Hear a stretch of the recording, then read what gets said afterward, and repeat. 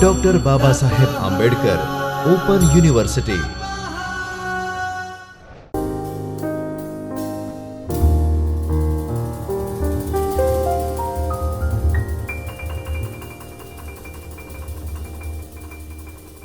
Hello all enthusiastic and knowledge seeker students. I am Dr. Angira Patel. Welcome you all to the online video lecture series from Dr. Babasaheb Ambedkar Open University. In this video lecture series, I am going to discuss collection framework of the Java library. I hope you will enjoy this. Java is known for its rich library that facilitate all the programmers for rapid applications development. As you know, normally collection means a group of objects that consider as a single unit. Same way, Java collection framework facilitates storage and operations among the group of objects. Java collection framework facilitate almost all the necessary operations required for real-life application, such as insertion, modifications, and deletion. In the other words, I can say that Java collection framework enrich Java library that helps Java programmers for implementation of various collections and its interoperability. This interoperability is a very essential part nowadays. The collection framework consists of many interfaces and classes. Few names of interfaces are set, list, queue, and dequeue. The collection framework also consists of many classes such as ArrayList, vector, linked list, priority queue, hash set, link hash set, as well as tree set. Let's have a look at the hierarchy of the collection framework.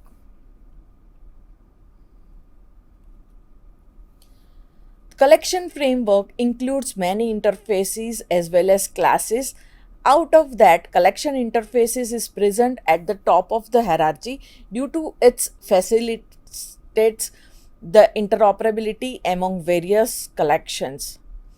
The collection interface consists of many important methods which have to be implemented by subclasses and other classes, as well as child interfaces which extend collection interface.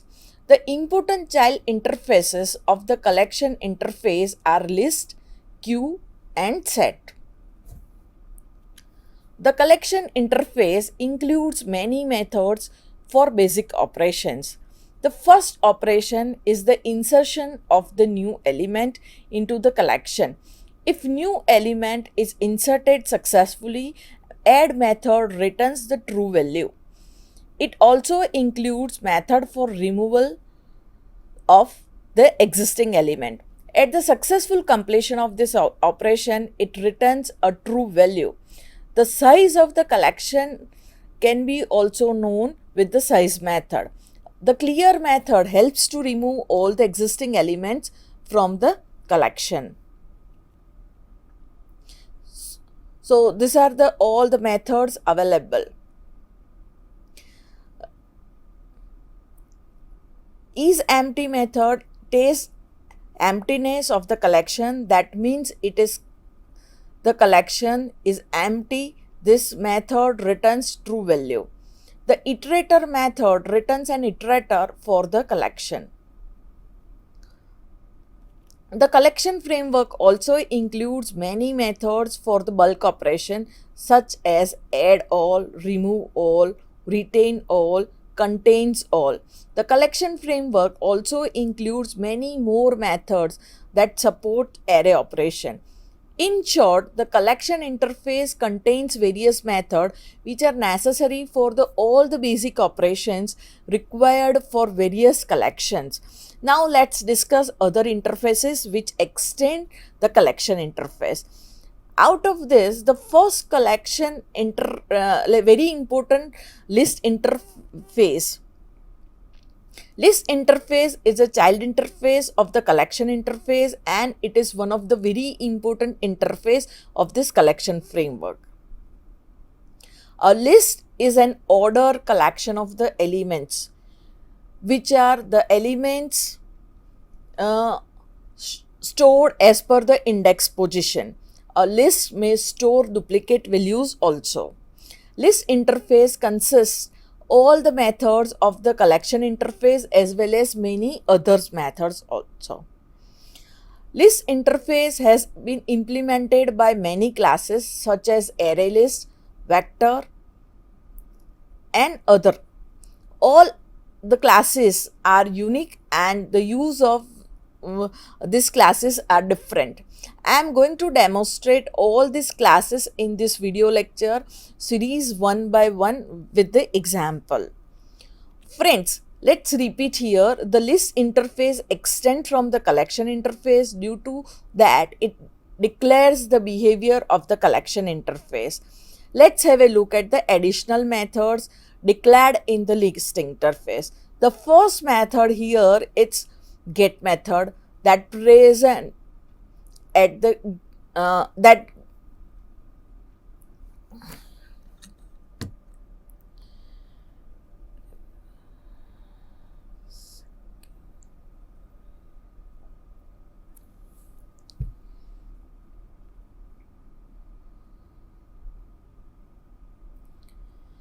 the first method, it's a get method which helps to get the element present at the given position.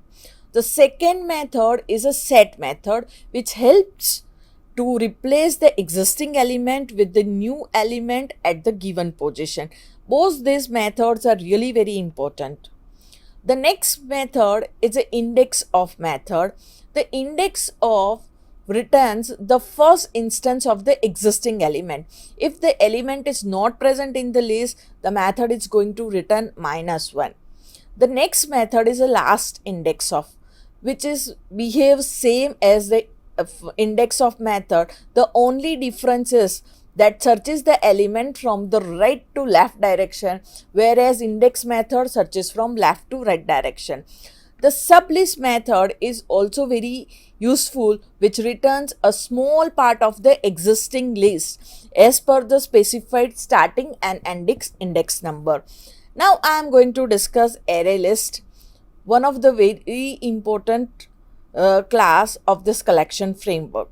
A ArrayList class implements the list interface and also extend abstract class.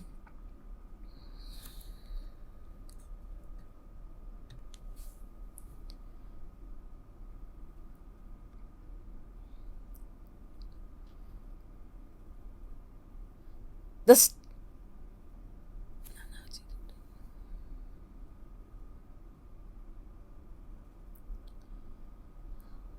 The ArrayList class implements the list interface and also extends abstract list class.